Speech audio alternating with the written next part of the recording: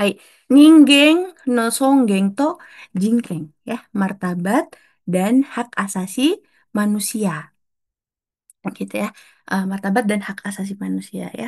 Eh, di eh, materi ini itu kalau di Nabi ada di halaman depan gitu. Jadi teman-teman di GDP belajarnya nggak ngurut ya, disesuaikan dengan tingkat kesulitan materi kita sesuaikan gitu ya. Nah, sebenarnya materi ini tuh ada di kalau sesuai dengan belajar di bukunya ada di bab-bab awal. Karena memang materi tentang martabat dan hak asasi manusia itu harus menjadi dasar sudut pandang kita gitu ya. Kita ini jadi kaigo itu ngapain sih gitu ya? Karena kita akan berhadapan dengan lansia dan shogaisha gitu. Nah, yang dimana orang-orang ini perlu dibantu gitu ya. Tapi jangan lupa bahwa lansia dan Shogaisha juga meskipun dia sudah menua, meskipun Shogaisha dengan keterbatasannya, dia tetap sebagai manusia yang punya martabat dan punya hak asasi manusia. Makanya sebenarnya bab ini tuh bab-bab awal, bab dasar. Sebelum kita melakukan perawatan, sebelum kita melakukan komunikasi, kita harus tahu dulu tujuannya apa. Ya, tujuan kita menjadi Kaigo Fukushi adalah ya untuk menghormati martabat dan hak asasi manusia. Seperti itu ya. Oke, yoroshiku onegaishimasu. Am, eh, pada malam hari ini kita akan bahas tiga bahasan ya. Ada pertama Ninggeng to Songgeng ya Jingkeng Nikang Suru Juyo Yogo di sesi pertama. Kemudian nanti kita akan sedikit belajar tentang Jingkeng Undo no Rekishi dan Nihon Koku Kempo ya. Oke, pastikan teman-teman mengikuti sampai akhir gitu ya. Karena ini dasar. Oke, di sesi pertama kita akan bahas ini ya, istilah-istilah penting yang berkaitan dengan martabat dan hak asasi manusia. Karena kita kemarin mulainya dari belakang, sebenarnya kotoba-kotoba ini pastinya sudah sering sekali teman-teman dengar, sudah sering sekali teman-teman gunakan, sudah sering sekali teman-teman pelajari. Tapi it's okay ya, kita mulai lagi dari awal ya, back to basic gitu ya. Oke, ada sekitar 11 ya. Kita bahas satu-satu ya. Oke, yang pertama ada jiritsu. Jiritsu atau kemandirian. Nah, jiritsu atau kemandirian. Jadi disebut mandiri itu yang seperti apa? Apakah disebut mandiri itu dia yang bisa makan sendiri, dia yang bisa ke toilet sendiri, dia yang bisa pergi ke OVR sendiri? Ternyata bukan seperti itu yang disebut mandiri ya. Yang disebut mandiri, dikatakan mandiri, definisinya adalah jikokete, nimoto zuite, shutai tekina seikatsu wo itonamu koto. Ya, disebut kemandirian adalah menjalani kehidupan secara mandiri berdasarkan keputusan sendiri. Jadi, menjalani kehidupan sesuai dengan keinginannya dia, berdasarkan pilihannya dia gitu. Gitu ya. Jadi eh, dikatakan diri itu bukan berarti nggak boleh dikaijo gitu. Daijoubu. Hoka no hito ni tasukete moratte mo daijoubu. Tapi definisi diri itu adalah menjalani kehidupan sesuai dengan yang nozomasi gitu ya. Ninggeng rashi berdasarkan yaitu pilihan dia sendiri. Makanya kita hmm, kalau uh, Jiritsu to Ieba pasti kata-kata kuncinya adalah jikokete. Ini yang sudah sering sekali kita ulang-ulang ya, jiritsu jikokete gitu ya. Oke. Dia meskipun lansia, dia punya ninjitsu udah lupa-lupa gitu ya, atau shogaisha, dia yang punya keterbatasan, disabilitas baik itu fisik, mental gitu ya.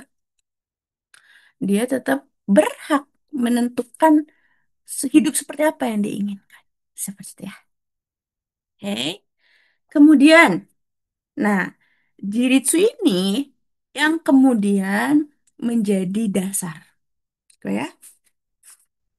Kalau di bukunya teman-teman, di situ diangkat dua dasar hukum dan pasal, gitu ya. Kalau di buku teman-teman hanya ada dua ini ya, Kaigo Hokenho dan Sogaisa Sogo Shienho ya di buku teman-teman ya. Maksudnya apa? Jadi eh, kenapa dicantumkan gitu? Eh, itu pengen bilang bahwa ya Songgeng, Jiritsu, dan Fukushi adalah tiga kotoba atau tiga kata atau tiga pilar dalam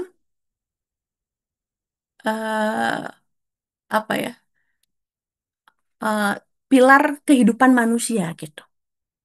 Yang kemudian kita bergerak di bidang apapun itu yang menjadi dasar. Maka dari itu ya, kalau kita kan kayak Go Fukushi bergeraknya di dua bidang ya. Ada Ryosa atau lansia ya, eh, dan Shogaisha. Nah, makanya diangkatlah dua dasar hukum. Dia pengen bilang apa? Bahwa kotoba-kotoba Ninggeng no Songgeng, Jiritsu, dan Fukushi itu yang menjadi dasar apapun hukum undang-undangnya kalau itu terkait dengan kesejahteraan sosial, gitu ya. Em,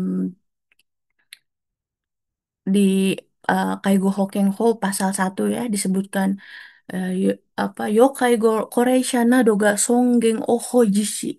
Kita harus menghormati martabatnya gitu ya. Sono yusuru noryoku ojite jiritsu shita nichijou seikatsu ito nomu koto ga dekiru you ni hitsuyou na eh, soufu o okonai.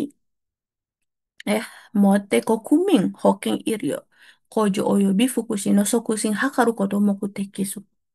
Jadi melakukan tindakan-tindakan atau kebijakan yang tujuannya menghormati martabat dan mendukung agar lansia itu yang udah level Yokaigo yang udah butuh bantuan pun bisa melaksanakan kehidupannya secara mandiri.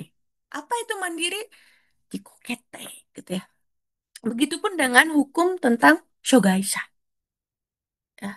Subete no kokumin wa sono shogai umu ni kakawarazu gitu ya. Terlepas ada atau tidaknya shogai seluruh warga negara gitu ya, seluruh kokumin shogai shaga jiritsu nichijou seikatsu matawa shakai seikatsu itu nameru yona ciki shakai jitsugen kyoroku suru ni shitome nakerebana nara.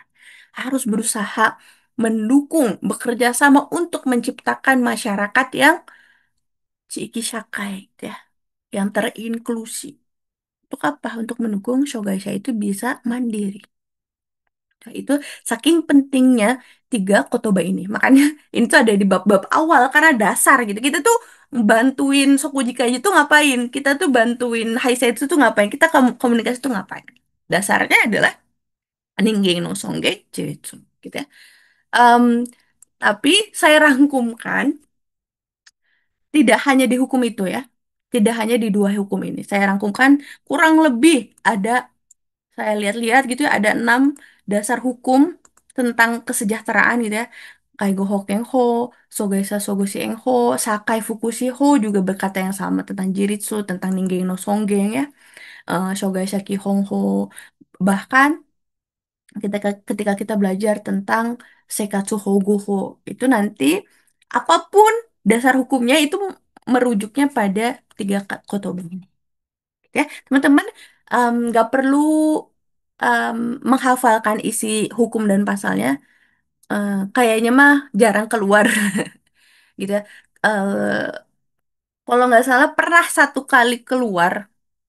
Soalnya itu bentuknya gini, kayak manakah di bawah ini yang cocok gitu. Jadi soalnya ada antara hukumnya apa, terus isinya apa gitu. Kurang lebih seperti itu aja. Cara cepatnya adalah ya misalnya eh, kalau kayak Go Hokenho itu kan pasti ngomonginnya tentang lansia ya. Biasanya kalau nanti di soal itu diacak gitu pilihannya. Misalnya eh, A gitu ya. Nomor 1, Ichi, kayak Go Hokenho wa isinya tuh tentang Shogaisha. Wah, itu kan berarti salah. Jadi, teman-teman cara cepetnya daripada ngapalin isi pasalnya gitu ya, takutnya nggak muat memorinya full. Jadi cara cepatnya adalah ya kalau misalnya hukum Kaigo Hokeng pasti ngomonginnya tentang Yokaigo Koreisha, tentang Koreisha ya. Kalau ngomongnya tentang Sakai Fukushi pasti isinya tentang Fukushi Sabisu, Sakai Fukushi gitu. Nggak mungkin Sakai Fukushi ngomonginnya Shogaisha isinya gitu ya. Atau Sakai Fukushi ngomonginnya Koreisha, itu Jaka Sembung gitu ya. Kurang lebih seperti itu ya. Oke, kita masuk ke istilah yang kedua. Ya, istilah yang kedua ada nomarization. Nomarization atau normalization atau normalisasi gitu ya. Jadi istilah-istilahnya banyak di em, apa namanya diadopsi dari bahasa Inggris ya pelajaran kita pada malam hari ini. Apa itu normalization? Adalah definisinya, Shogai no aru hito tachi o ichi ni no shimin to shite chiiki de futsuu ni seikatsu dekiru you ni shakai no shikumi o kaete iku koto. Jadi, normalization adalah mengubah struktur masyarakat agar penyandang disabilitas dapat hidup normal. Ya. Jadi kalau misalnya normalization to ieba gitu ya, kata kuncinya adalah futsu ni seikatsu dekiru. Futsu normal ya. Meskipun dia punya disabilitas dengan segala keterbatasannya, dia harus bisa hidup normal di lingkungannya. Karena apa? Karena meskipun dia sogasha, dia juga bagian dari warga negara. Dia dihitung sebagai warga negara. Sama seperti kita. Dia punya hak pilih, dia punya hak asasi manusia yang sama. Makanya normalization adalah sebuah teori, sebuah paham di mana Taishotanya adalah shogaisha. Ya, orang dengan disabilitas harus bisa hidup normal di lingkungan. Bisa sekolah, bisa kerja, normal ya. Oke. Nah, normalisasi ini tidak datang begitu saja ya. Ada tokoh-tokoh yang memprakarsainya ya. Em, the figure behind normalization ya. Ada orang-orang hebat di balik teori normalisasi ini. Yang pertama itu ada Bangku Mikeruseng atau Bengt Mikkelsen ya. Dia lahir pada 1919, wafat 1990 ya. Bahkan sebelum kita lahir dia udah wafat ya. Dia ini founding father normalization. Founding father. Dia yang menemukan pertama kali normalization. Ya. Dia dari Denmark ya pada tahun 1959. Jadi kalau misalnya di soal ditanya, ada pertanyaan misalnya per- eh, di Sekai gitu ya. Sekai Sekai Ichi gitu ya. Kapan sih normalisasi itu keluar? Maka jawabannya 1959. Di mana? Di Denmark. Oke?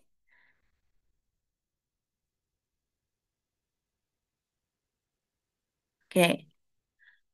Ya, Denmakude di Denmark ya. Chiteki Shogaisha no Oya no Kai no Undo ni kakawaru nakade Sekai hajimete normalization no genri ga haita.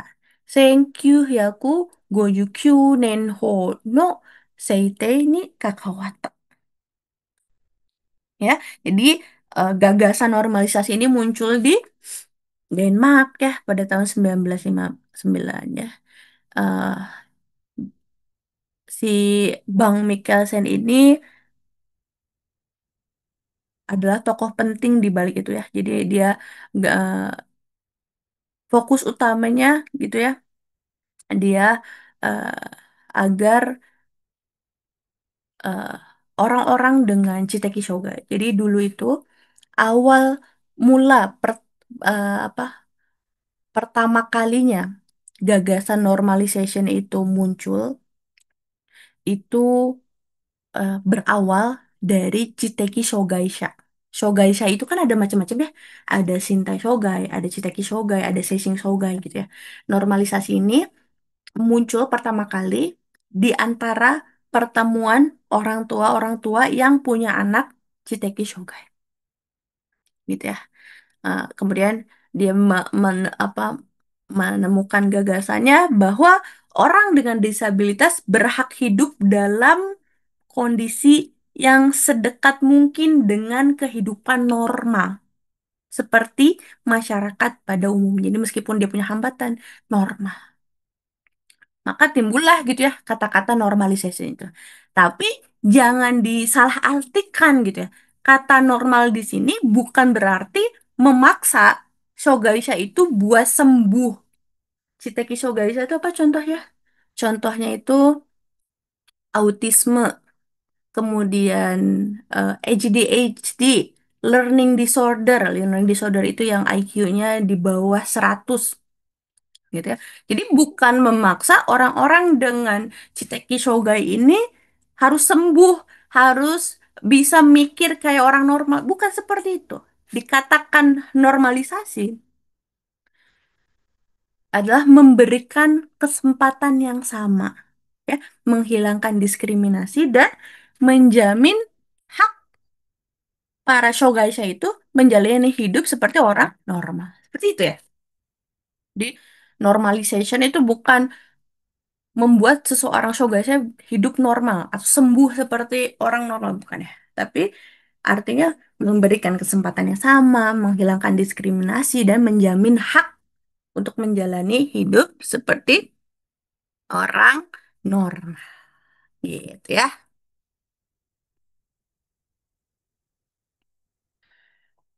Kemudian tokoh selanjutnya adalah Beng Nirje atau Nirie ya. Nirie. Beng Nirie ini temennya si Bangku Mikkelsen ya. Jadi mereka itu berasal dari universitas yang sama. Temenan ya. 1 tahun setelah Bangku Mikkelsen em, mengutarakan gagasannya gitu ya tentang normalization, dia mengembangkan temennya ini mengembangkan eh teori normalization ini. Dikembangkan lagi pada tahun 1960 ya. Bang Niria ini dari Swedia. Swedia, kalau tadi dari Denmark, Niria dari Swedia. Apa yang dia kembangkan gitu ya? Sweden no Nirie wa Banku Mikeru Song no Kangae no Eikyo o Uke Nagara Normalization no Yotsu no Gengri o Matometa. Nah, jadi dia kembangkan lagi normalisasi ini menjadi 8 prinsip. Nah, prinsip-prinsip ini yang kemudian berfokus pada bagaimana orang dengan disabilitas dapat menikmati kehidupan sehari-hari yang senormal mungkin dengan hak dan kesempatan yang sama gitu. Jadi kalau menurut Nirie gitu ya, seorang shogaisha dikatakan bisa hidup normal itu ketika 8 prinsip normalisasi ini terpenuhi. Ya, apa saja 8 prinsip itu? Yang pertama, Sunogen dia 8 prinsip normalisasi. Ichinichi no nomaru na rizumu. Jadi dimulai dengan mempunyai ritme kehidupan sehari yang normal. Maksudnya gimana? Ini ya. Kalau em, orang normal gitu ya, dalam sehari makannya 3 kali. Kemudian ada jam tidurnya. kemudian dia sekolah, dia bekerja, ya maka orang dengan disabilitas pun harus punya ritme kehidupan yang normal dalam sehari itu, sama seperti orang yang tidak dengan disabilitas gitu. Jadi dulu itu kan 1959 itu pada zaman perang gitu ya, zaman perang. Orang dengan autisme, orang dengan Chiteki Shogai itu banyak dianggap sebagai beban negara. Akhirnya apa? Banyak diasingkan, diisolasi kehidupan sosialnya itu untuk udahlah kamu kalau misalnya Chiteki Shogai masuk aja ke panti. Kamu udah nggak bisa lagi sosialisasi sama orang normal. Jadi dulu itu eh, karena masa perang gitu ya, dia kalau udah punya cita kisoga itu pasti masuk ke panti-panti. Nah, di panti itu, Bu, itu kehidupannya tuh ya sesuai di ya namanya zaman perang ya, ya tidak sesuai gitu sama ritme orang normal. Gitu. Makanya dia kembangkan 8 prinsip ini. Kalau orang normal makan sehari 3 kali, ya orang dengan disabilitas juga harus makan sekali 3 kali. Karena bisa jadi di panti itu gitu ya, dikasih makannya cuma 2 kali gitu ya. Atau bahkan nggak dikasih makan sama sekali gitu ya. Gitu. Kemudian harus punya jam tidur yang wajar. Ya gimana lah kayak kita sehari-hari orang normal ya. Kemudian ketika sudah bisa em, apa normal dalam sehari, ya, kemudian isu kangno normana rizumu gitu ya. Eh, Ritme kehidupan normal dalam 1 minggu gitu ya. Misalnya Senin sampai Jumat bekerja, Sabtu Minggunya libur gitu. Ya kayak orang normal ya. Kemudian ichineng kangno normarna rizumu gitu ya. eh, Normal, ritme normal dalam setahun gitu ya. Contohnya apa? Contohnya kalau kita sebagai orang normal punya dalam 1 tahun itu ada yang namanya libur musim panas, libur musim dingin. Ya maka orang dengan disabilitas pun harus punya hak yang sama gitu ya. Kemudian kalau kita orang normal ada perayaan tahun baru, tahunan gitu ya. Ada merayakan hari besar. Gitu ya. Ya, obong gitu ya, obong ya sumi. Ya, orang dengan disabilitas juga punya hak yang sama. Jadi, orang dengan disabilitas harus ikut merasakan irama kehidupan, ritme kehidupan masyarakat di sekitarnya. Baru setelah itu, Raif Sakuru Deno, Normarna Keiken.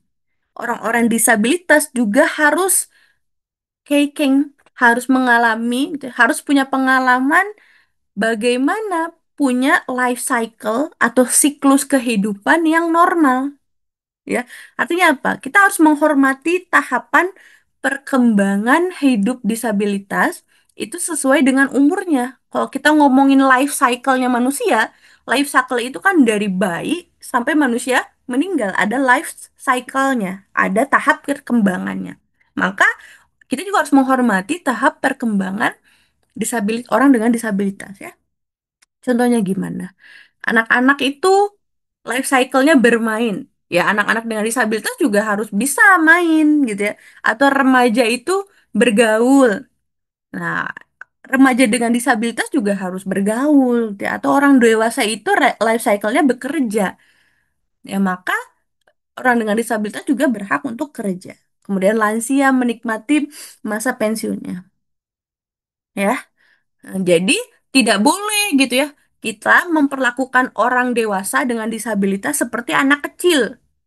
Misalnya dia disabilitasnya pas udah dewasa gitu ya, pas udah umur dewasa, kemudian kita memperlakukannya seperti anak kecil gitu, segala-gala dibantu atau dianggap tidak mampu. Nah, itu berarti kita tidak menghormati life cycle-nya disabilitas. Oke. Kemudian no maruna yokyu no soncho. Ya, kita harus menghormati keinginannya dia, memberi kebebasan untuk memilih dalam kehidupan sehari-hari. Ya, Yokyu itu kan keinginan. Eh, Orang dengan disabilitas juga punya keinginan. Sama kayak kita gitu ya, Yokyu punya gitu ya. Jadi kita kasih kebebasan dalam memilih pakaian, makanan, hobi gitu ya. Bagaimana dia menghabiskan waktunya.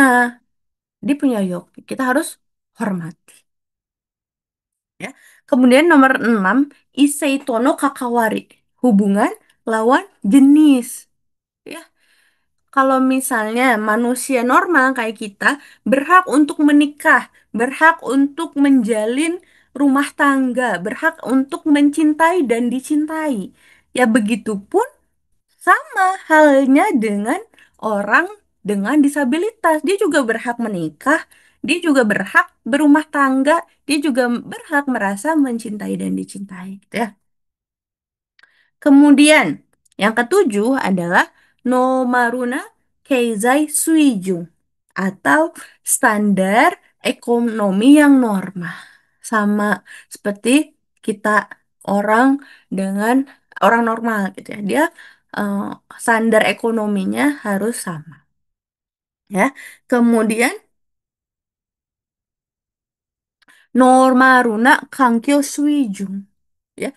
Standar lingkungan yang normal. Ya, normal dalam hal lingkungan itu banyak sekali aspeknya ya. Em, Bisa jadi gitu ya, bentuknya lingkungan gitu ya. Misalnya dia berhak punya rumah di lingkungan perumahan, bukan bangunan yang terisolasi atau rumah sakit gitu ya. Jadi bukan berarti disabilitas udah kamu man, disabilitas udah di sisa itu aja gitu. Tapi dia berhak, dia punya standar lingkungan gitu ya. Dia pengen tinggal di perumahan ya harusnya boleh gitu ya. Tahu, dia punya kesempatan berpartisipasi dalam kehidupan masyarakat. Dia boleh belanja ke supermarket gitu ya, ikutan klub olahraga atau main di taman kota gitu ya.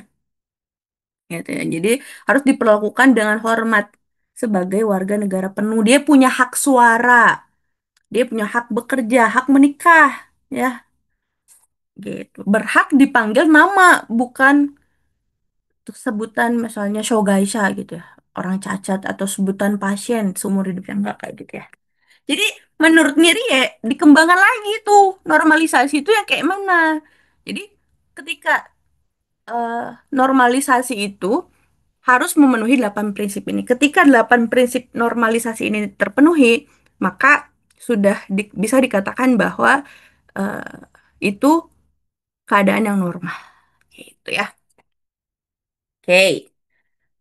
Tokoh yang selanjutnya itu ada yang namanya Wolf, Wolfsenberger ya. Wolfsenberger ya. Dia adalah seorang psikolog dan pendidik. Dia mengembangkan konsep ini pada tahun 1972 ya. Dia dari Universitas kok Universitas US United States kok Universitas ya. Jadi kalau Wolfenberger ini dari Amerika ya, US. Ya, sama dia mengeluarkan teori yang awalnya gitu dia merujuk pada teori atau gagasan normalisasi. Ya, dia menekankan bahwa penyandang disabilitas harus memiliki kehidupan yang normal. Tapi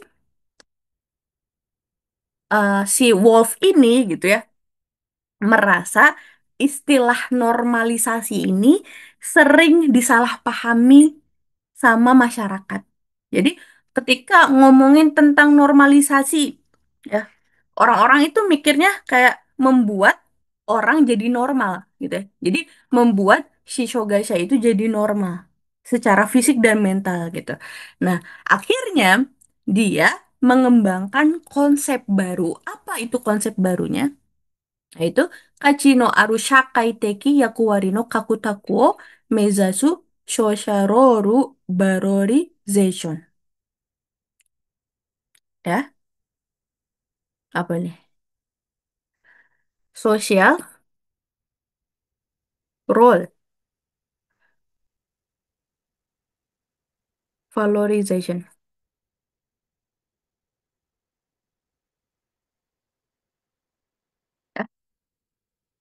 Apa itu? Kalau misalnya dari bahasa Inggris dikata-katain kadang-kadang eh, suka bingung ya. Ini adalah teori valorisasi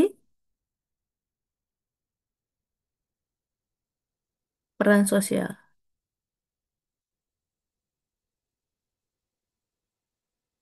Maksudnya apa?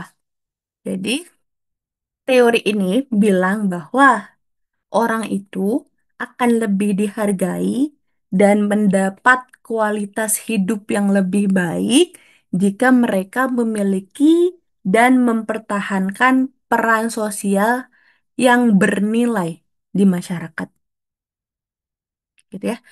Kachino Aru Shakai Teki Yakuwari Kakutoku. Jadi, kalau dia fokusnya itu ya tentang nilai, tentang mempertahankan peran dan nilai seseorang di mata masyarakat. Jadi kalau si Wolf ini gitu ya, daripada fokus mengubah individunya menjadi normal gitu ya, mending kita menciptakan kondisi di mana masyarakat itu bisa melihat seorang individu memiliki peran positif gitu. Makanya kalau si Wolf Sembeger gitu ya, normalisasi itu kadang-kadang suka disalahartikan gitu sama masyarakat. Dia bikin aja lah konsep baru. Ya, konsep barunya ini ya, social role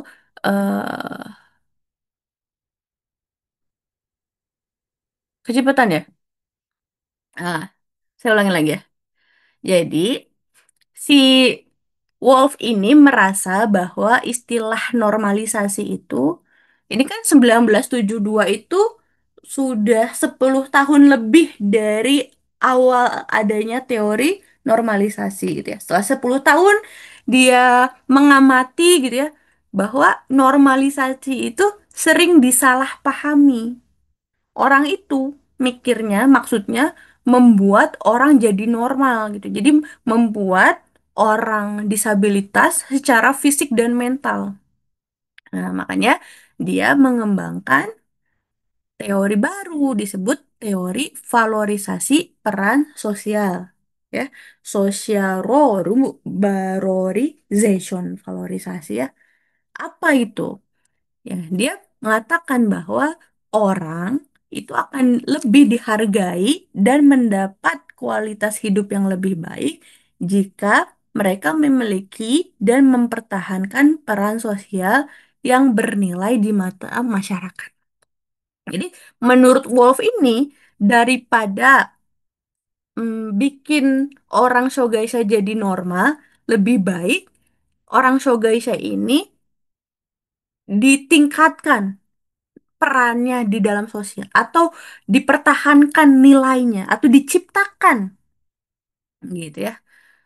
Jadi daripada fokus mengubah individunya, fokus pada menciptakan kondisi di mana masyarakat melihat individu itu memiliki peran positif. Maksud contohnya gimana? Jadi meskipun disabilitas, dia suruhlah berperan sebagai eh ya ya bekerja, belajar gitu ya. Jadi dia harus punya peran-peran itu. Atau misalnya ikut apa namanya em, relawan gitu. Jadi harus punya value gitu ya. Ketika disabilitas itu punya value, punya peran, itu akan dinilai, lebih diterima di masyarakat gitu. Oke ya. Next, ini dia yang dari Jepang ya. Kalau dari tadi di luar negeri terus ya. Hah, ada Itoga Kazuo ya. Itoga Kazuo. Dia lahir 1914, wafat di 1968 ya. Tuh, teh.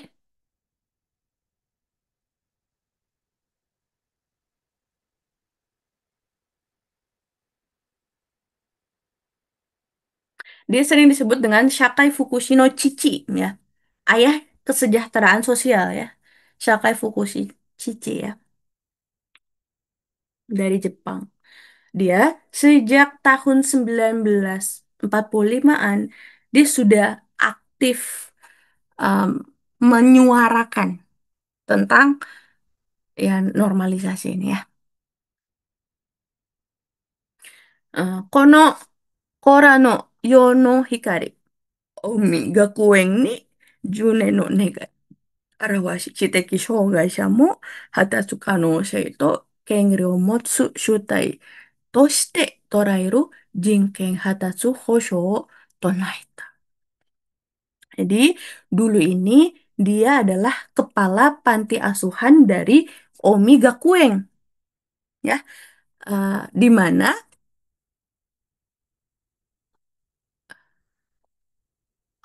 panti asuhan dari Omi Gakueng ini itu dulu isinya menampung anak-anak yatim, anak-anak dengan Chiteki Shogai. Isinya itu. Jadi dulu itu kalau misalnya Chiteki Shogai itu karena perang gitu ya, biasanya dia tersingkirkan. Ya, akhirnya dia yang em, sebagai kepala panti asuhannya itu gitu ya. Dia itu bersumpah gitu ya. Semboyannya adalah Konokora wo Yono Hikari. Anak-anak ini gitu ya, meskipun dia punya Chiteki Shogai, dia akan menjadi cahaya dunia gitu. Biarkan anak-anak ini menjadi cahaya bagi dunia. Dia memperjuangkan bahwa anak-anak dengan Chiteki Shogai juga dia punya hak dan dia punya kesempatan yang sama untuk berkembang ya di perlindungan eh, perkembangan manusia. Jadi bersumpah anak-anak Shitek Shoga ini akan menjadi cahaya dunia gitu. Jadi gerakan ini itu 1945 gitu ya. Bahkan dia udah memulai duluan daripada Bangku Mikkelsen. Apa sebelum Bangku Mikkelsen menetapkan teorinya dia di atas hukum gitu ya.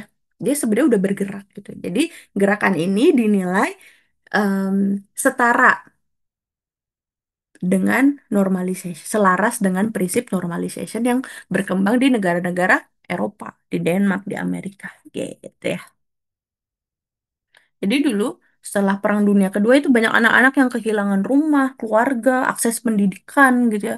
Anak dengan Shiteki Sogai itu cenderung diasingkan di panti yang tertutup, institusi yang tertutup, tidak punya kesempatan belajar, tidak boleh bermain di lingkungan masyarakat.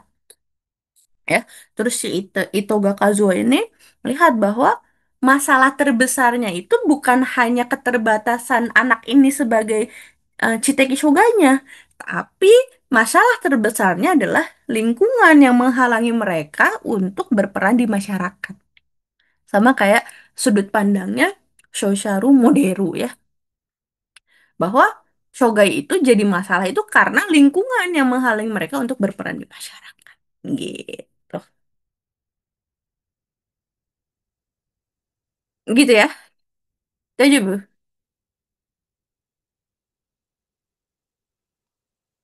Lanjut.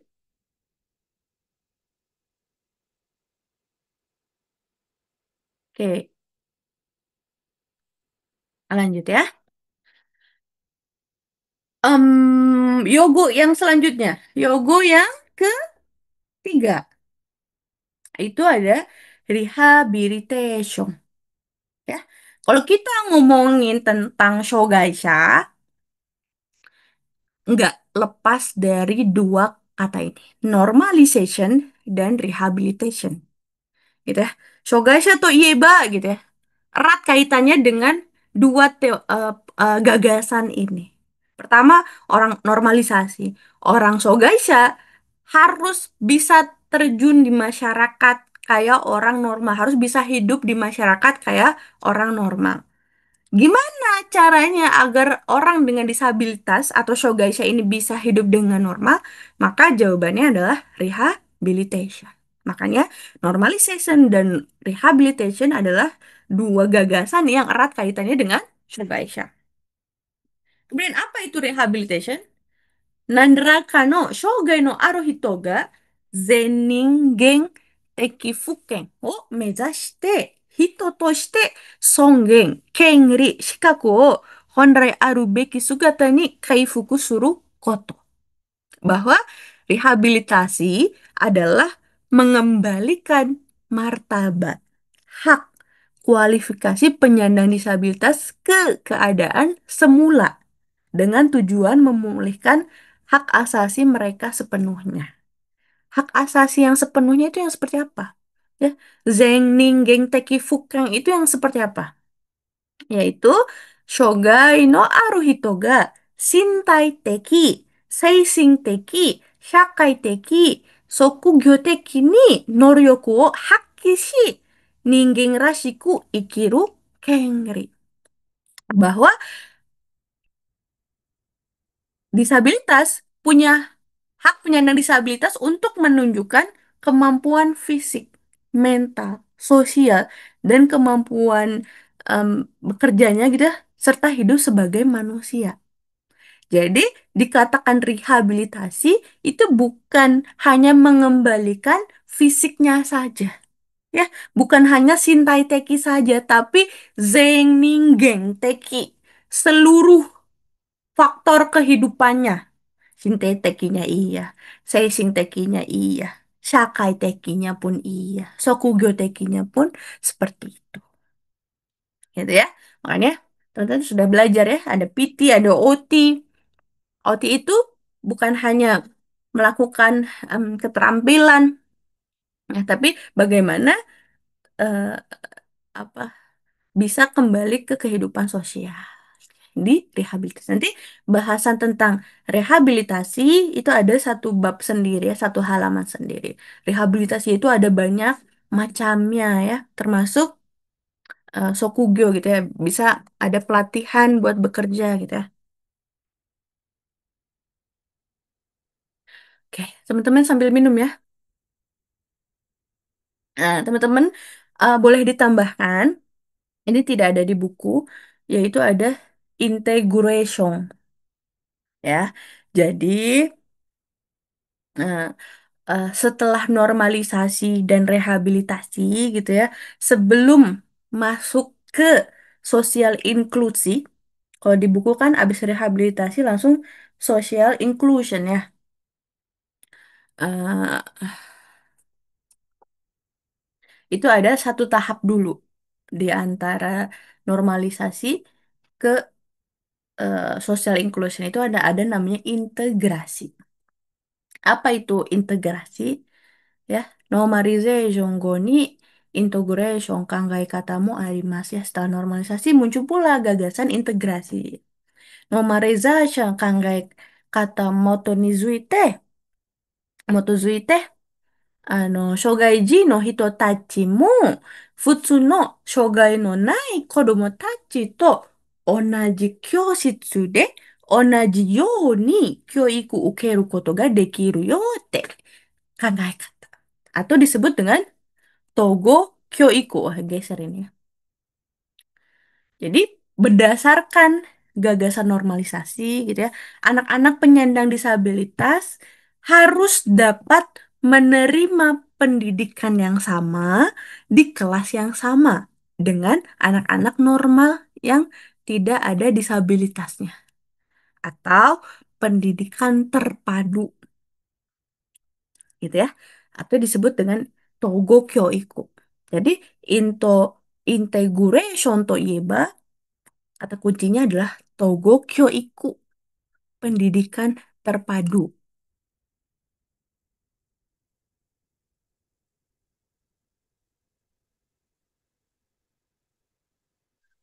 Oke, kecepatan ya. Hmm. Jadi apa tadi saya bilang? Ah, eh, gimana sih kan tadi katanya Shogaisha itu harus hidup normal, harus bisa eh, gabung di masyarakat. Maka langkah pertamanya yang harus diperbaiki adalah dari segi pendidikannya. Maka itu disebut dengan integration atau pendidikan terpadu, di mana gagasan utamanya adalah Shogaiji no hitotachi mo futsu no nai shaigo shogai no nai kodomo tachi onaji kyoshitsu de onaji you ni kyoiku ikeru koto ga dekiru. Jadi bahwa Anak-anak dengan penyandang disabilitas dapat menerima pendidikan yang sama. Kalau orang normal belajar matematika, orang Shogaisha juga harus belajar matematika, gitu.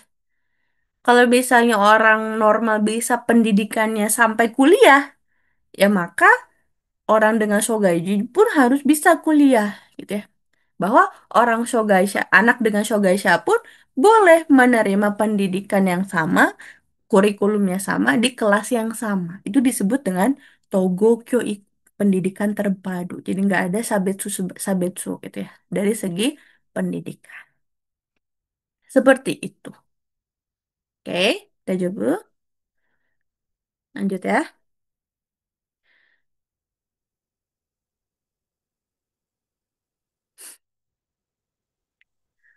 Selanjutnya ada social inclusion. Social inclusion ya atau sosial inklusi. Ya, apa itu sosial inklusi? Shogasha dake dewanaku. Oke, hati-hati ya.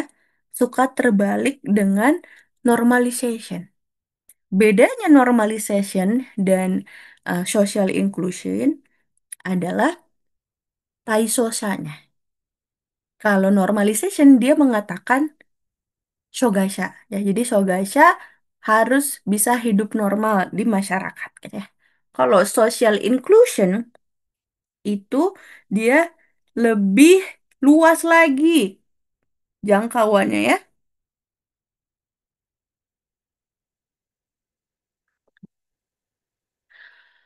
Shogaisha dake dewa naku, subete no hitobito wo shakai teki koritsu ya haijou nado kara engoshi shakai no kouseiin to shite tsusumikomi tomo ni iki sasae au chiki o arikata. Apa itu social inclusion? Jadi sebuah lingkungan, sebuah lingkungan sosial gitu ya, yang mendukung tidak hanya penyandang disabilitas saja, tapi semua orang, ya mendukung semua orang itu terlepas dari isolasi atau eksklusi sosial dan memasukkan mereka sebagai anggota masyarakat yang hidup bersama, saling mendukung. Jadi kalau eh, apa gagasan social inclusion ini dia lebih luas lagi. Shogai no Aruhito, Shogai no Naihito, Koreisha, Kodomo Tachi gitu ya. Bahkan Gaikokujin pun masuk ke dalam Taisosa social inclusion. Bagaimana mau itu orang dengan disabilitas, mau itu lansia, mau itu anak-anak, mau itu orang dewasa normal, mau itu kita orang luar negeri bisa hidup di lingkungan sosial yang saling mendukung dan harus bisa mendukung agar terlepas dari isolasi atau eksklusi sosial, saling hidup bersama, saling mendukung. Jadi, sebagai bagian dari anggota masyarakat, ya. Tapi nampaknya social inclusion ini masih sulit, ya. Bahkan kita sebagai gaikokujing aja masih sering mendapatkan sabetsu. Contohnya apa? Contohnya susah nyari apato, gitu ya. Apatonya terbatas yang bisa ada izin gaikokujingnya biasanya ditolak ya.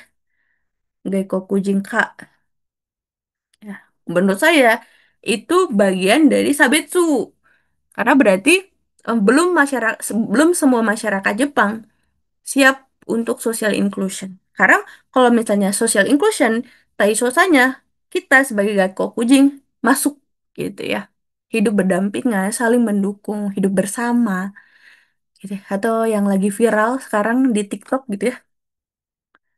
Calon-calon parlemen Jepang yang saat kampanye gitu ya, koar-koar ya. Arui temo, gaeko kujing bakari dashi gitu ya. Bagi saya, kalau misalnya seperti itu gitu ya, akan sulit menciptakan sosial inklusi ini. Gitu. Padahal sosial inklusi itu sosanya lebih luas lagi. Hati-hati, sering terbalik dengan normalisasi. Kalau social inclusion itu shogaisha dake dewan. Oke, lanjut. Ada nasional minimum, ya. Nasionaru minimum. Apa itu nasional minimum? Yaitu kuni ga shakai hosho sono hoka no kokyou seisaku ni yotte kokumin ni hosho shuru saitei seikatsu suijun. Bahwa negara harus menjamin standar hidup minimum warganya. Melalui apa? Melalui jaminan sosial dan kebijakan publik. Jadi, em, standar minimum hidup itu dijamin oleh negara. Nasional Minimum Saitei Seikatsu Suijung. Ya, ano, teori ini dilahirkan, diadopsi dari Inggris. England ya, pada tahun 1897 penemunya itu adalah Sidney Webu ya. Sidney Webu. Teman-teman yang social inclusion itu kadang-kadang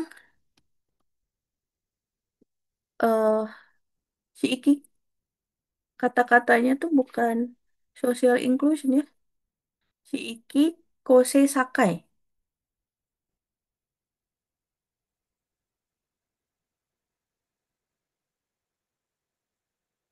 Jadi anu kadang-kadang di soal itu social inclusion itu eh, di nggak kotobanya itu bukan social inclusion gitu ya. Bisa Sakai Teki itu ya. Sakai Teki host itu. Tapi lebih seringnya Chiiki Kyosei Sakai. Chiiki Kyosei Sakai. Gitu ya. Lupa mau ditambahin. Oke. Selanjutnya ada adobokasi. Wah, ini udah makanan temen-temen sehari-hari ya. Adobokasi atau Kenryogo. Advokasi. Perlindungan hak asasi manusia. Ya. Ryosa no reiki o hakari seikatsu no shitsu takameru tame ni shuchou ya daiben o shi kenri o shite iku katsudo. Ya. Advokasi adalah kegiatan mengadvokasi, mewakili, melindungi hak-hak demi kepentingan pengguna dan meningkatkan kualitas hidup mereka. Ya, menjadi tangan kanannya, menyuarakan. Gitu ya. Oke, kita break dulu 5 menit ya. Silakan peregangan, minum, biar kita fokus lagi. Oke, kita lanjut. Ano, istilah selanjutnya ya. Istilah selanjutnya itu ada barrier free atau barrier free. Ya, barrier atau hambatan. Free, bebas hambatan. Ya. Shogai no aru hito ga shakai seikatsu wo shite iku ue de shoheki barie to naru mono o joukyo suru koto. Jadi barrier free adalah menghilangkan hambatan bagi penyandang disabilitas untuk menjalani kehidupan sosial. Ya, barrier free. Nah, contohnya apa? Contohnya em, adanya Erebeta atau Eki Ing yang em, bantu terus atau misalnya ada Tenji Buroku di trotoar itu Bariafuri ya gitu ya. Kemudian selanjutnya ada Unibasaru Design atau Universal Design ya.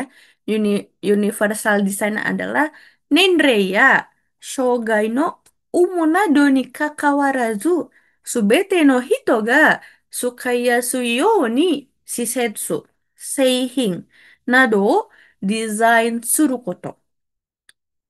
Jadi, universal design adalah merancang fasilitas dan produk agar mudah digunakan oleh semua orang tanpa memandang usia atau disabilitas.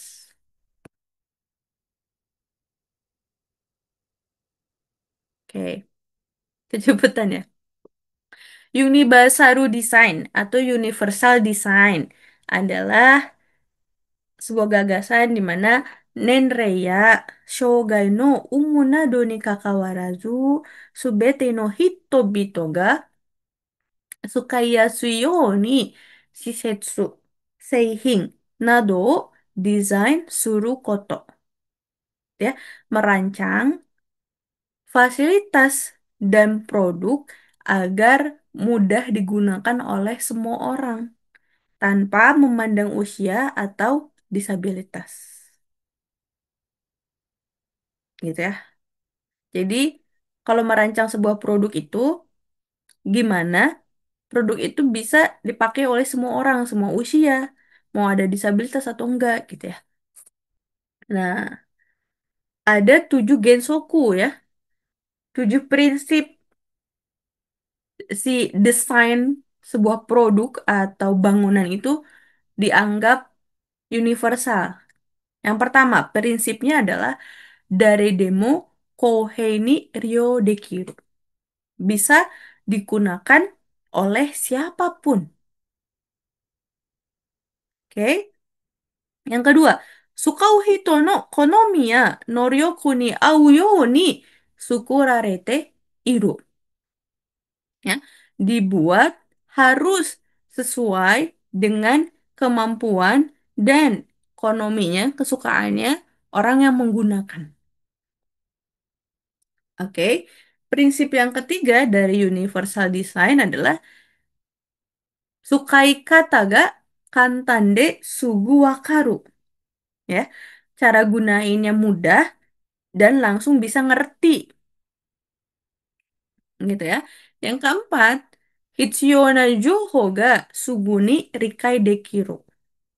Ya, informasi-informasi yang dibutuhkan harus bisa segera dimengerti.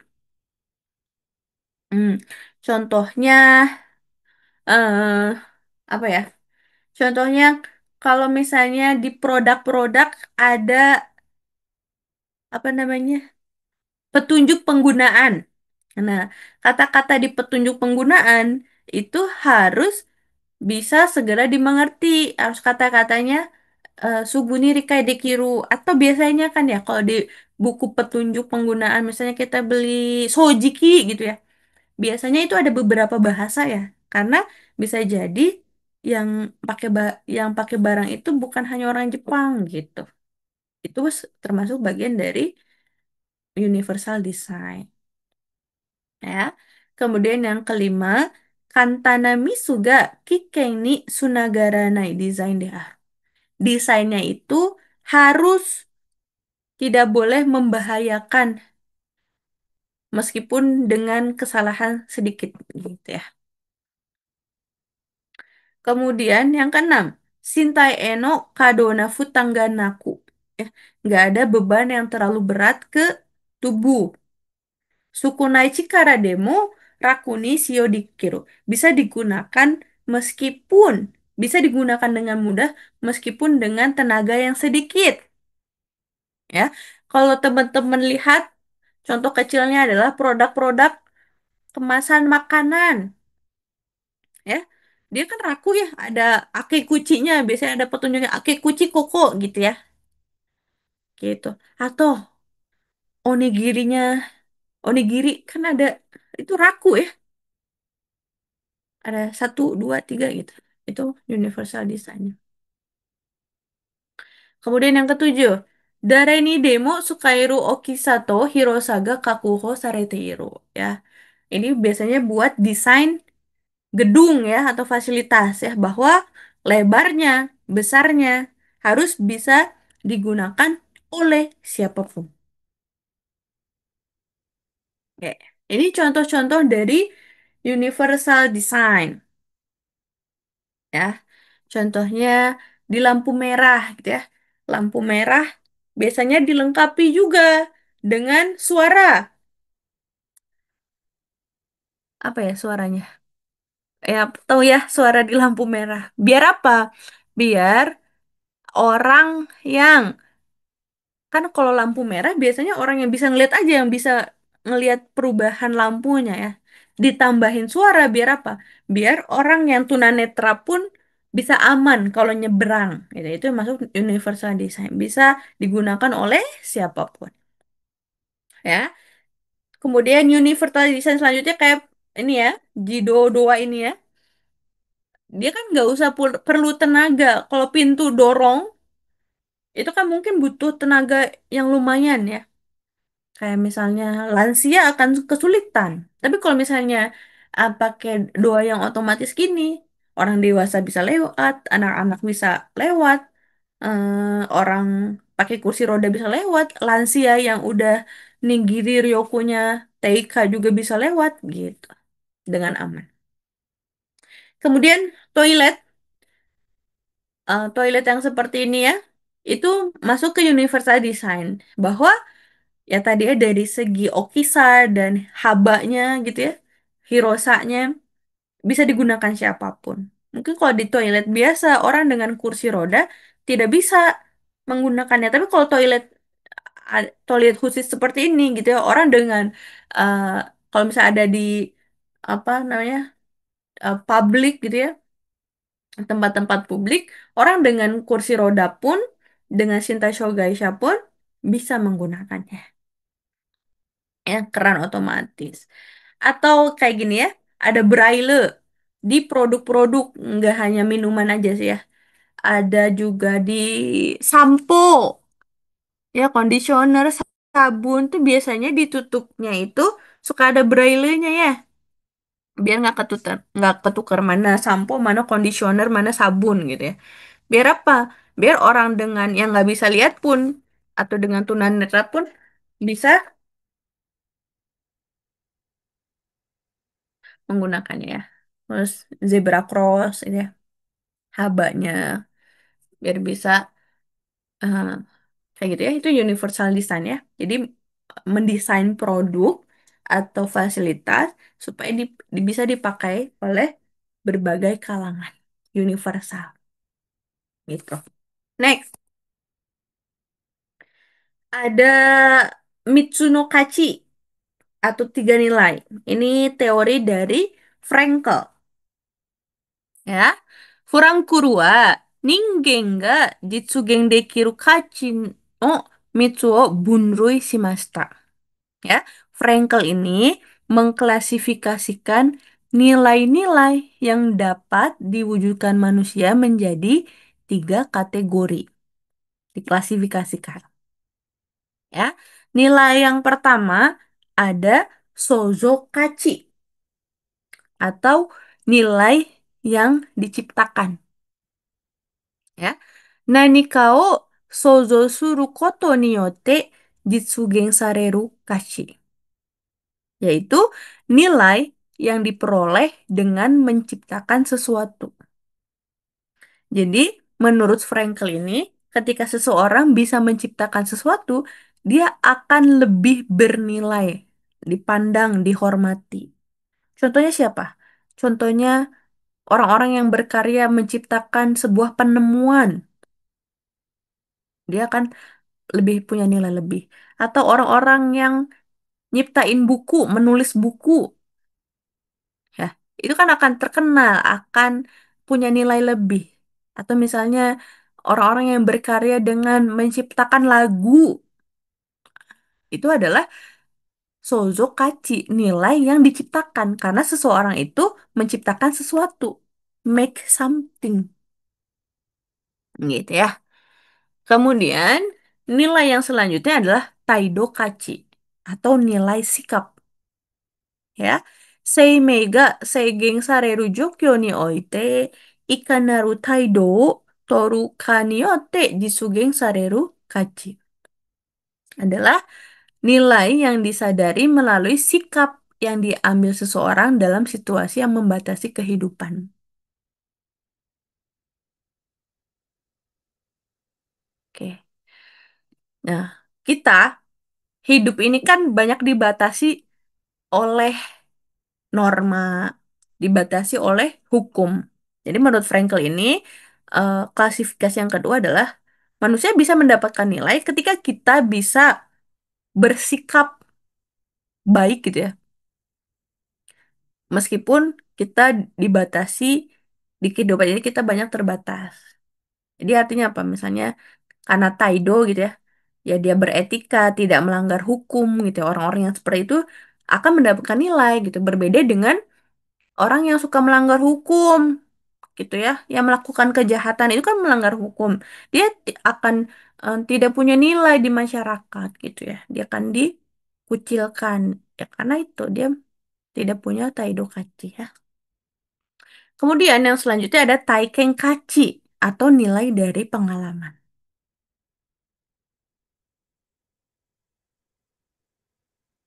Ya. Nani ka o taiken suru koto ni yote jitsugen sareru kachi. Ya.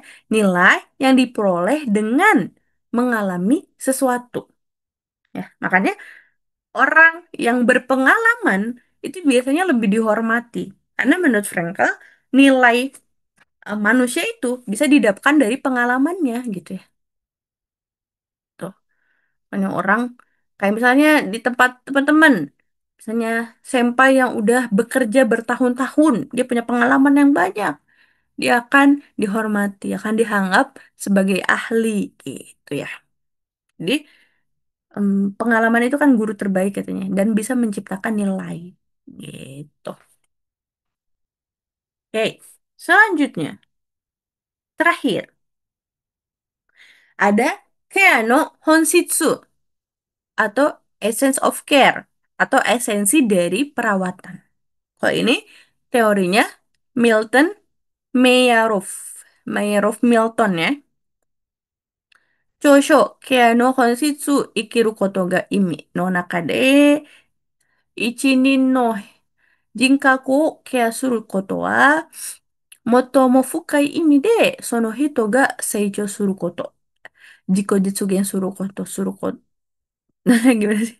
Jikeng jiko de jiko jitsugen suru koto de aru. Gomen ini kebanyakan suru kotonya diulang. Ini dobet.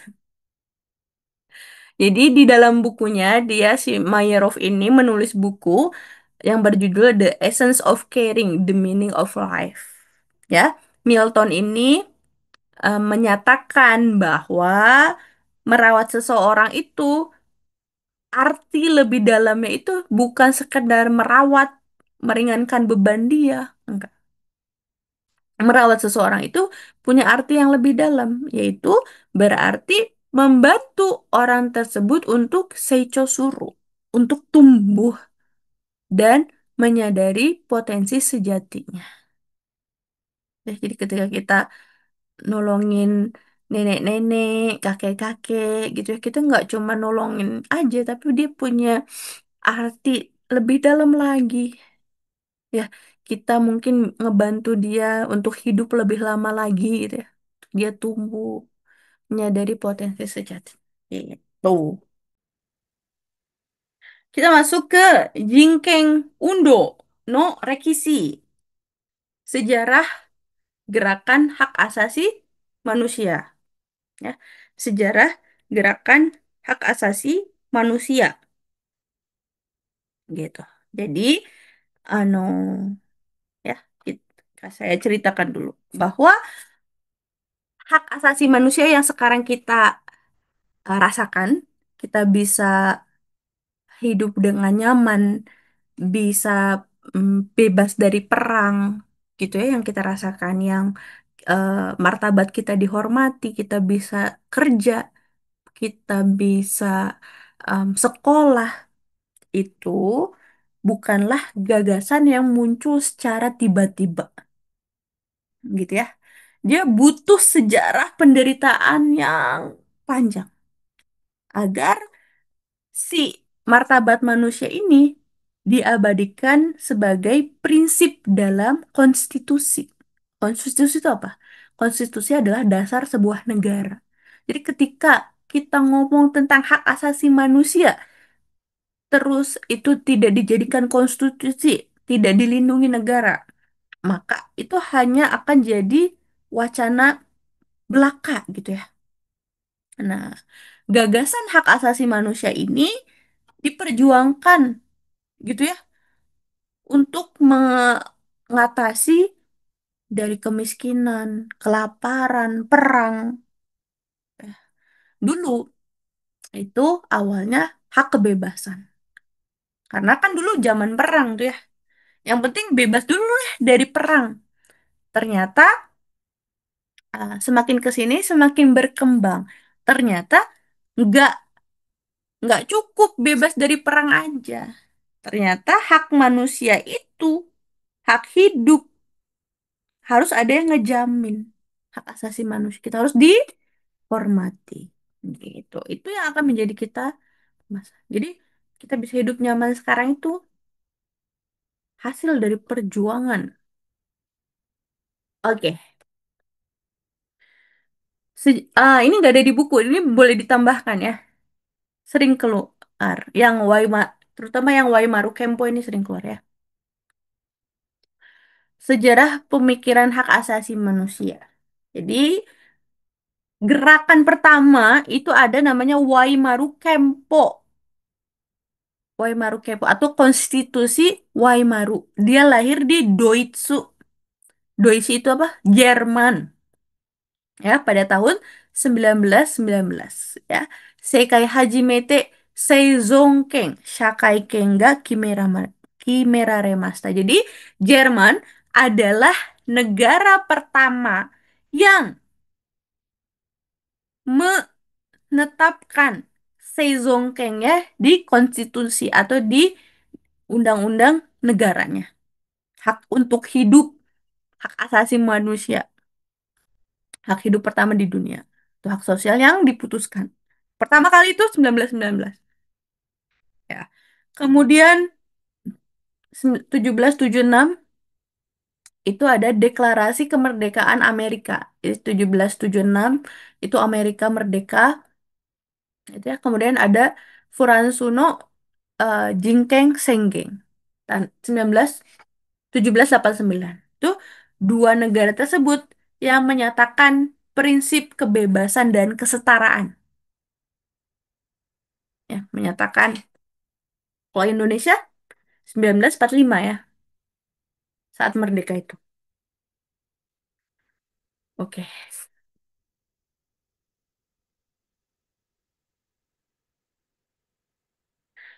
Oke, story yang pertama. Contoh mate. Sebelum ke sana. Sebelum ke sana, jadi kan tadi itu baru hak asasi manusia yang dilahirkan gitu. Kita punya hak untuk hidup. Tapi ada orang-orang yang nggak cukup hak asasi manusia aja, yaitu Shogaisha. Shogaisha, lansia gitu ya, orang-orang yang punya keterbatasan gitu ya. Jadi orang apa namanya? Kelompok-kelompok seperti orang dengan disabilitas gitu ya. Dia tidak bisa mm, untuk bisa hidup di masyarakat itu butuh bantuan deklarasi dari negara. Jadi dia nggak cukup hak asasi manusia aja, dia untuk hak untuk hidup aja. Tapi dia butuh gitu ya gerakan-gerakan yang membuat apa namanya dilindungi gitu ya, bukan eh, sebagai objek gitu. Makanya di buku teman-teman itu adalah sejarah-sejarah bagaimana perjuangan Shogaisha itu agar bisa social inclusion, agar bisa normalization gitu. Karena apa? Karena ternyata gitu ya, Ya, ada orang-orang yang lahir dengan keterbatasan, dengan disabilitas. Gitu ya. Dia nggak bisa memperjuangkan dirinya sendiri. Kalau kita kan kita punya hak asasi manusia udah cukup. Tapi kalau mereka, mereka harus eh, ada bantuan dari lingkungan. Harus misalnya pengen disabilitas diterima di masyarakat. Kan masyarakatnya harus dipahamkan. Nah, makanya harus butuh bantuan negara, bantuan em, apa namanya, lembaga-lembaga untuk menciptakan hukum-hukum dasar yang membantu disabilitas agar bisa hidup normal. Oke, yang pertama itu ada Shiteki Shogaisha no Kengri Sengen atau Deklarasi Hak-Hak Penyandang Disabilitas Intelektual ya. Deklarasi Hak-Hak Penyandang Disabilitas Intelektual. Ya. Dai ni jurokai kokureng soukai ni oite saitaku sareta. Ya. Ini diadopsi pada sidang umum PBB yang ke-26. Gitu ya. Apa isinya? Jiteki shogai wa jisai ue kano na kagiri ni oite 他の人間と同等の権利を有する. Ya, dia bilang bahwa penyandang disabilitas intelektual mempunyai hak yang sama dengan manusia lainnya, sejauh yang memungkinkan dapat dilaksanakan. Gitu ya. Jadi,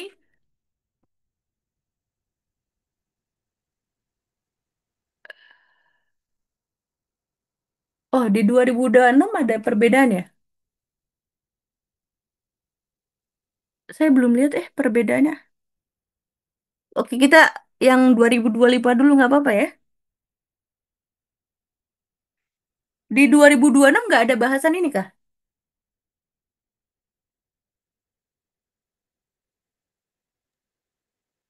Ada. Ada. Oke, oke, gue main. Kita lanjut ya. Ano, apa tadi? Oh ya, jadi gerakan pertama ya, gerakan pertama itu di sidang PBB tahun yang ke-26 gitu ya. Dia tahu kan ya, kalau sidang PBB itu kan berarti dihadiri em, berbagai macam negara gitu ya. Ada 193 negara gitu menghadiri. Jadi topik-topik tentang Sogaisha ini juga kadang-kadang menjadi topik yang dibahas di PBB gitu ya.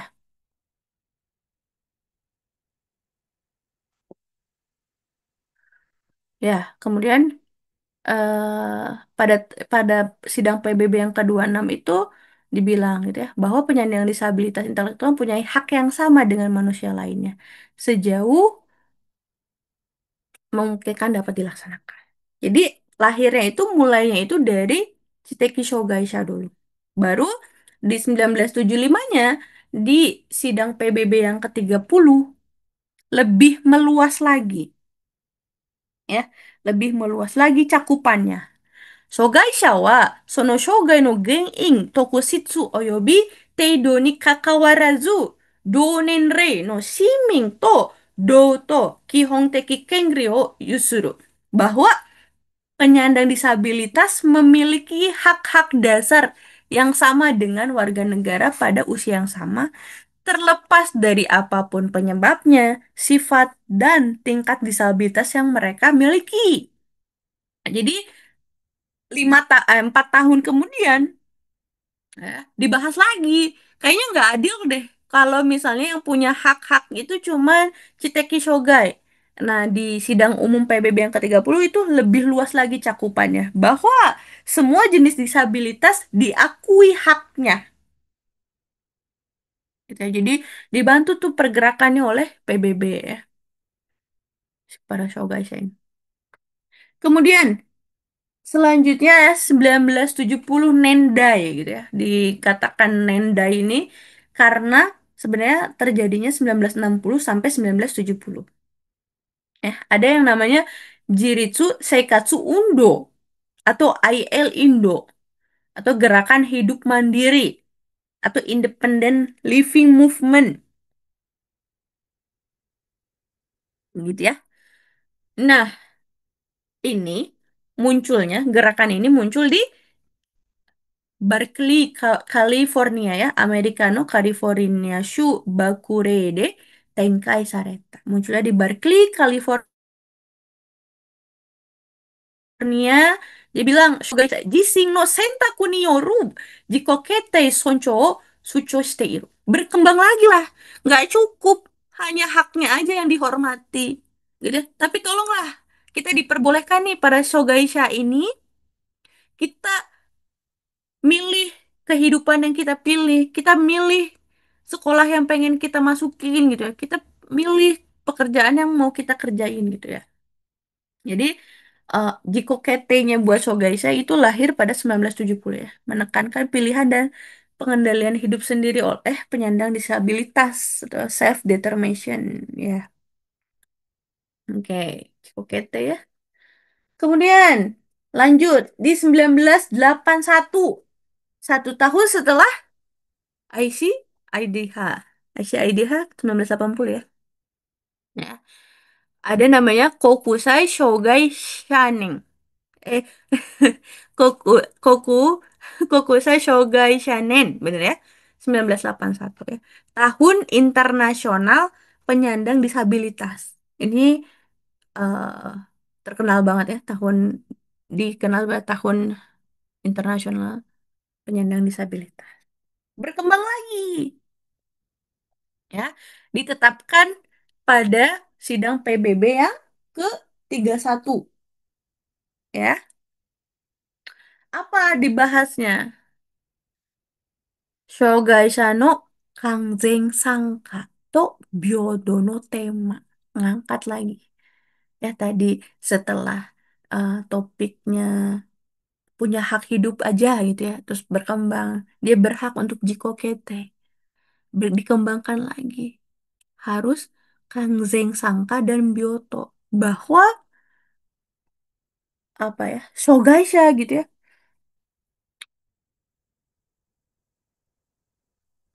Harus bisa setara dan partisipasi penuh di masyarakat. Ya, Shogai Shaga, Shakai Sekatsu ni Kanzen Sankashi, Shogai no nai hito to Doto Seikatsu Kyoju suru Kengri o Jitsugen o Mezasu. Normalisasi tadi ya, Kanzen Saka. Bahwa orang dengan Shogai Sha pun bisa, harus bisa ikut berpartisipasi dalam masyarakat, dalam kehidupan sosialnya, untuk mewujudkan hak penyandang disabilitas, berpartisipasi penuh dalam kehidupan sosial dan menikmati kehidupan orang yang setara dengan orang-orang yang normalisasi, ya. Kemudian PBB tetap Senkyu Hyaku Hachiju Sang Nen kara Senkyu Hyaku Kyuju ni Nen made no 10年間を Kung Hokuren Shogaisha no Junen no Sengen. Setelah itu, PBB tetapkan dekade penyandang disabilitas. Jadi ketika apa PBB itu mengangkat sebuah topik gitu, itu kan harus dilaksanakan di seluruh negara peserta PBB itu. Nah, ayo dong. Kan udah dirapatin tuh ya 31 di sidang PBB 31 ditetapkan. Ayo dong. Shogai saya itu harus Kangzeng Sangka. Ayo praktekin ya di negara-negara kalian. Kita kasih waktu 10 tahun. Gimana caranya dalam 10 tahun ini Kangzeng Sangka sama Biodo ini harus bisa terlaksana di negara-negara yang ikut rapat tadi ya.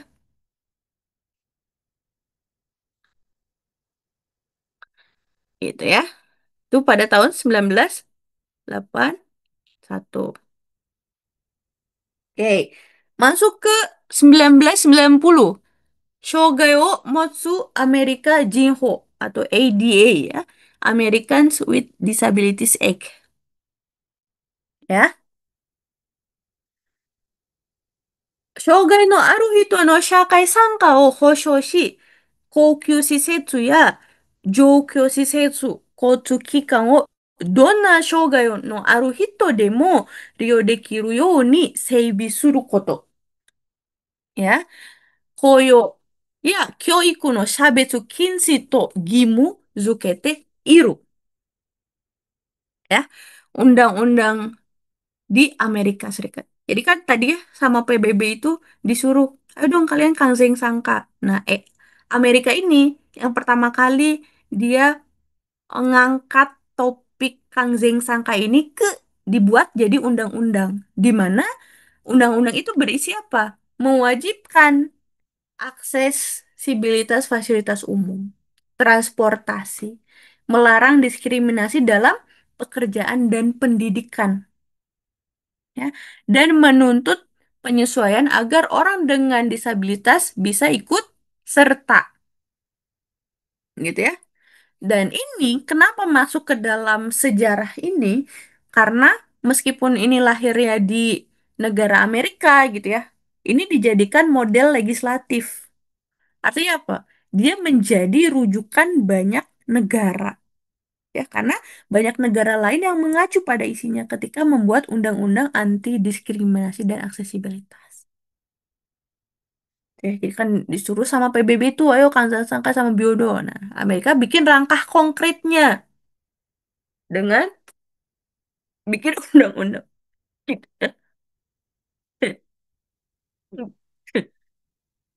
Nah, ide itu ya. Hmm, lanjut. 障害者の権利に関する条約 pada tahun 2006. Apa itu Joyaku? Joyaku adalah konvensi. Apa itu konvensi? Konvensi adalah perjanjian internasional, ya. Perjanjian internasional tentang hak-hak, ya, penyandang disabilitas. Nothing about us without us. Watashi tachi no kini watashi tachi no koto o kimeru na. No 考え方のもとに障害者が作成段階から関わり、その意見、反映されて成立した.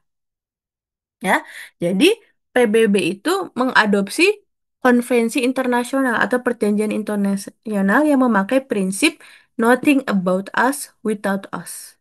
Jangan putuskan sesuatu tentang disabilitas tanpa melibatkan disabilitasnya.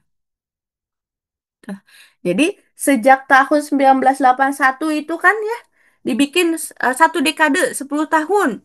Ayo dijalankan Kang Zeng Sangka sama biodonya.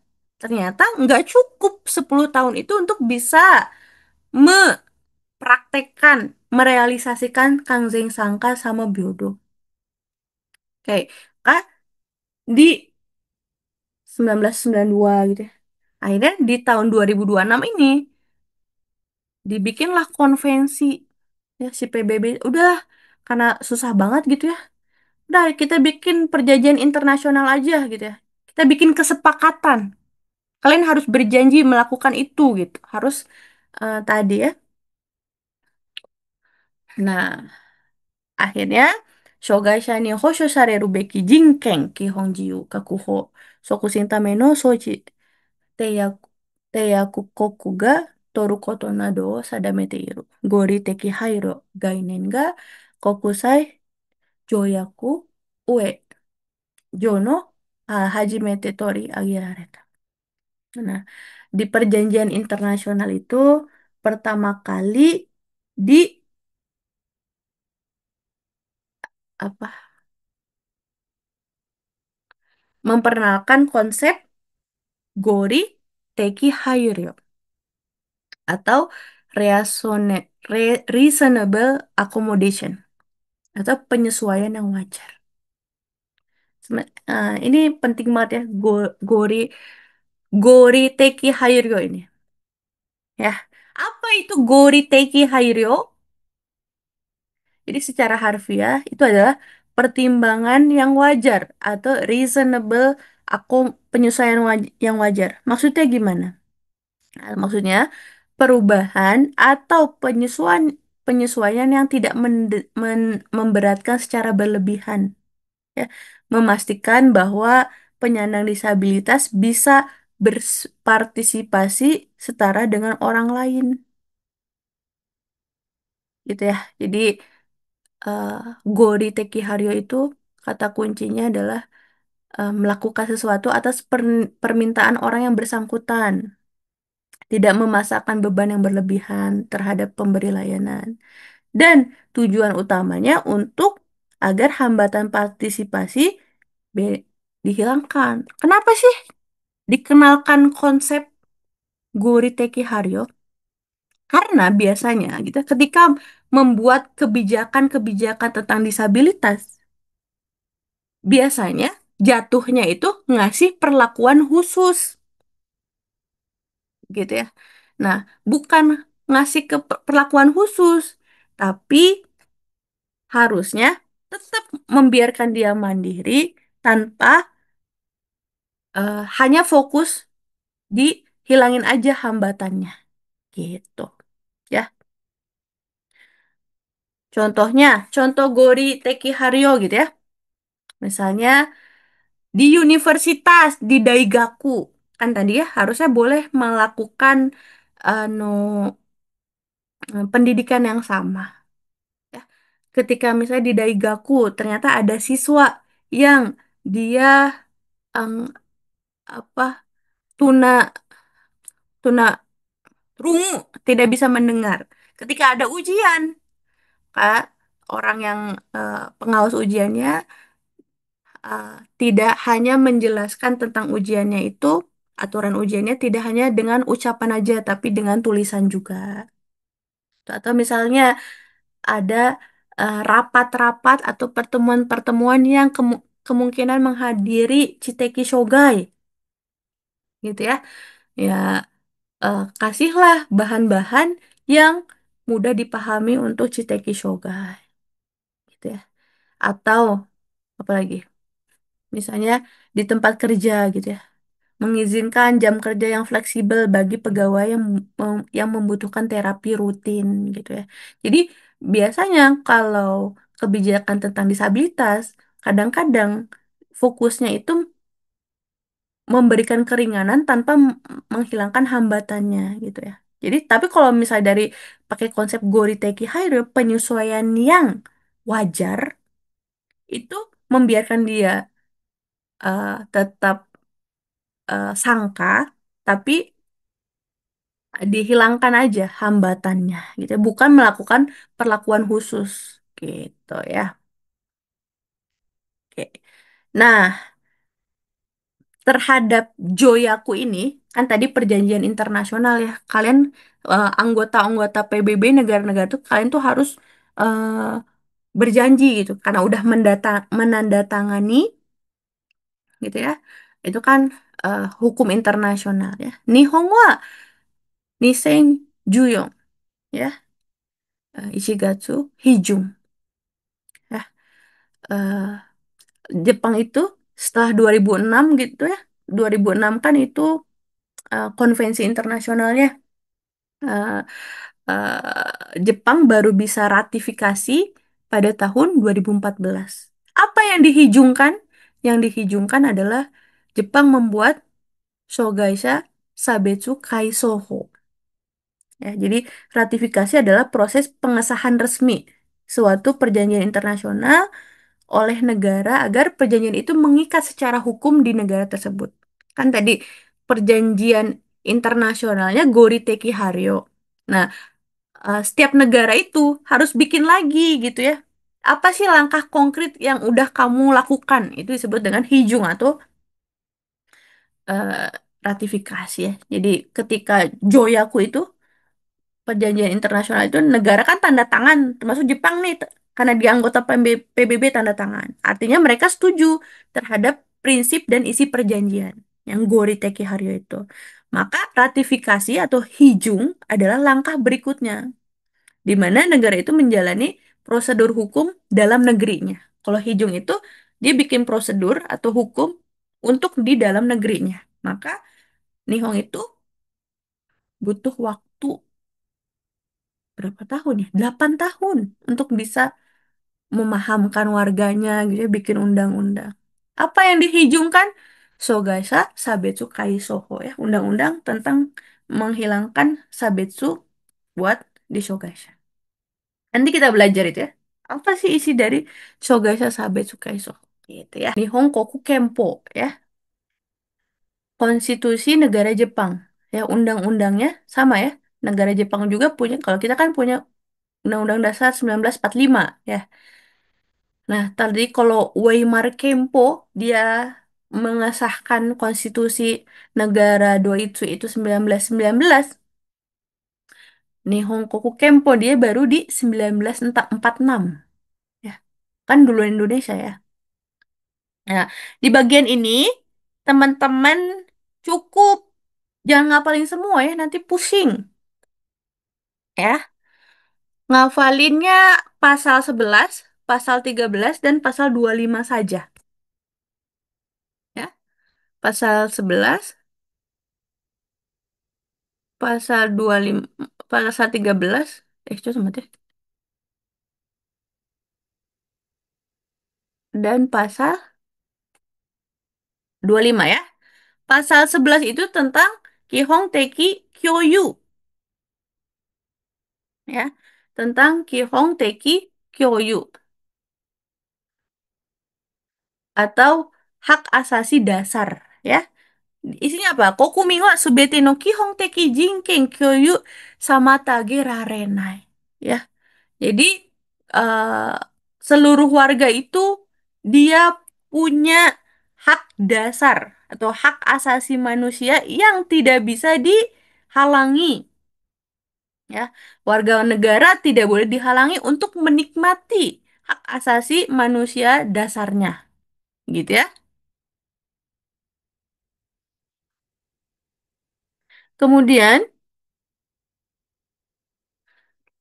kono kempo ga kokumin ni hosho shuru kihon teki jinken wa okusu koto na dekinai to wa できない永、永住永住権利として、現在及び将来の国民に与えられる。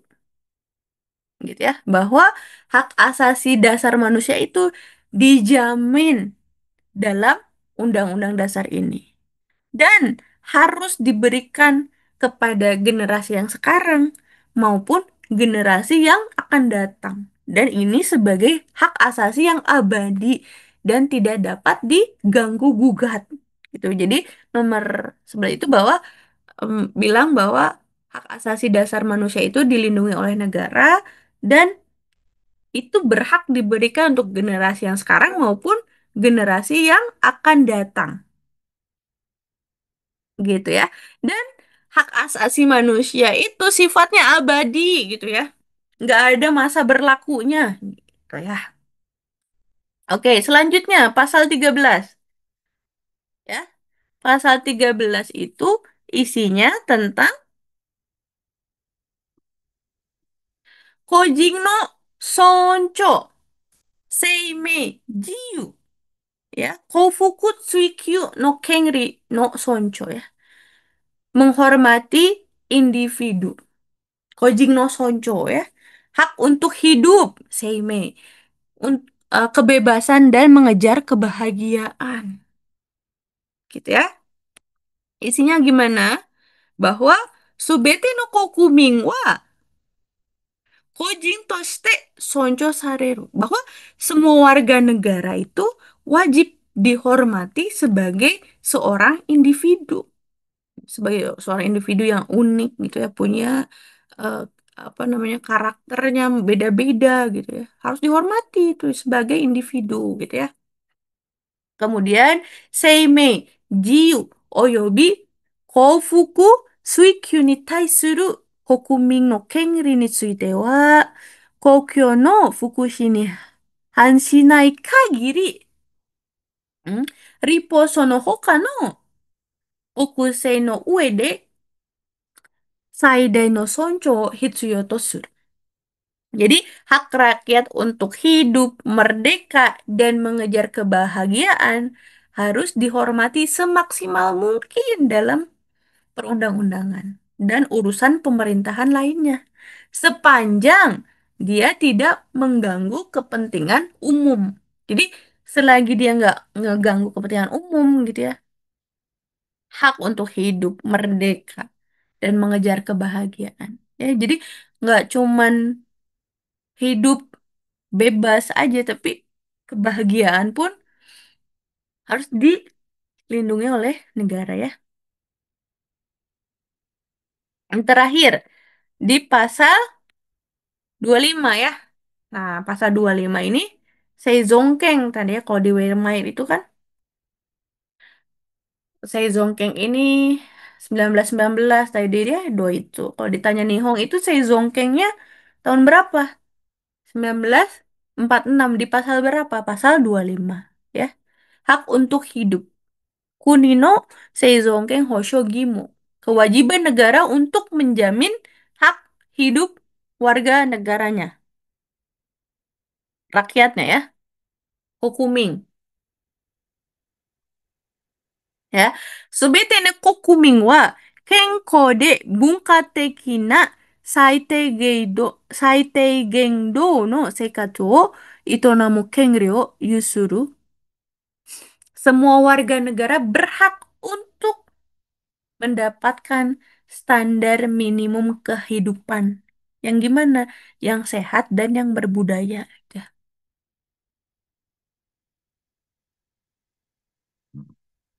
gitu ya. Makanya kenapa kemarin pas corona gitu ya, lockdown, terus dikasih bantuan 10 mang. Karena itu bagian dari undang-undang gitu ya, bahwa ya itu harus jadi tanggung jawabnya negara ya. Kemudian kuni wa subete no seikatsu bumen ni tsuite shakai fukushi, shakai hosho oyobi 公衆衛生の向上及び増進に努めなければならない. Negara berkewajiban untuk memajukan dan meningkatkan kesejahteraan sosial, jaminan sosial, dan kesehatan masyarakat dalam segala bidang kehidupan. Gitu ya. Nah, pasal 25 ini yang sering muncul. Karena dia undang-undang gitu ya, konstitusi, Kempo, dia yang menjadi um, dasar dasar hukum lahirnya Kaigo Hokeng, apalagi lahirnya Seikatsu Hogo, lahirnya Sogasa Sogaisa Sogoshi Engho gitu ya. Gitu. Itu aja ya. Hafalin kata kuncinya aja nggak sampai kayaknya sampai isinya enggak ya. Hafalin aja pasal 25 itu Seizongke, kemudian pasal 13 itu Kojing no Soncho sampai Kofuku ya kebahagiaan. Kalau 11 itu kan 11 itu pilar. 11 itu kayak pilar kan ya? Dasar, kihong gitu. Kalau 13 itu apa? Angka sial. Gimana cara ngapelnya? 13 itu angka sial. Jadi kayak kebalikannya gitu.